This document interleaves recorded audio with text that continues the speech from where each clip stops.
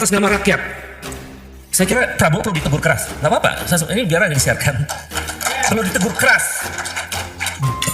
Bahwa ketika Prabowo mengatakan atas nama rakyat dan itu berdampak menutupi kasus korupsi, Prabowo mesti tahu bahwa rakyat hari ini sedang menderita, bahwa rakyat hari ini susah mencari kerja, bahwa rakyat hari ini sedang kelaparan, bahwa ada 9,9 juta generasi Z nganggur.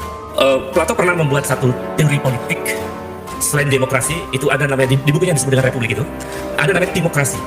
Dari kata timo dan krasi, jadi kekuasaan yang mengedepankan kehormatan dan kebanggaan-kebanggaan. Dan itu cenderung militaristik. Jadi saya ambil alih itu sebutnya cara militaristik.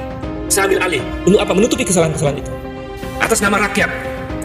Saya kira Prabowo perlu ditegur keras. Nggak apa-apa, ini biar aja disiarkan. Perlu ditegur keras.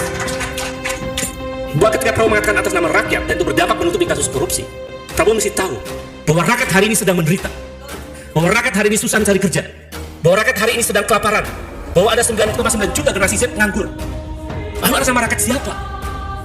Kalau kemudian kasus yang begitu, tanda-tandanya begitu terang, kemudian diberhentikan dengan atas nama rakyat dan dia tanggung. Kalau ditanggung sama dirinya, tapi kita nggak curiga, uang dari mana Prabowo ya kan?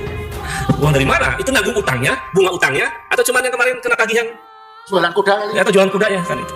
Jadi negara ini bukan paguyuban, masuk urusan korupsi. Ini persoalannya korupsi, dugaan korupsi, lalu dianggap selesai.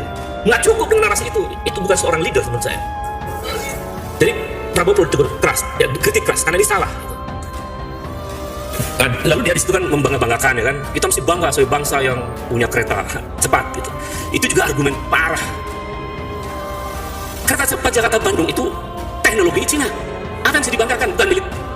Kalau adik-adiknya Bang Andi sama Bang Indro bikin teknologi kereta cepat dari Jakarta Surabaya yang bikin putra-putra bangsa kita sendiri, baru kita bangga. Ini Cina. Apa yang dibanggakan?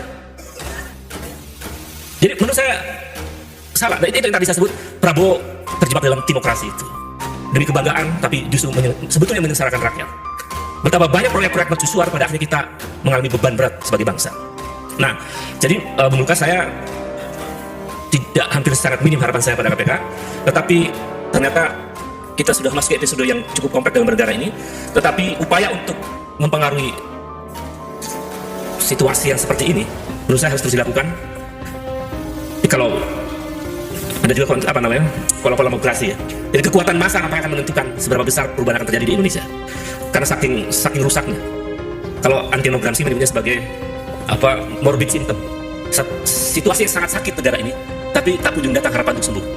Maka pada posisi itu menurut saya gerakan rakyat, gerakan civil society menjadi sangat penting untuk melakukan perubahan besar di Republik ini. Terima kasih. Assalamualaikum warahmatullahi wabarakatuh.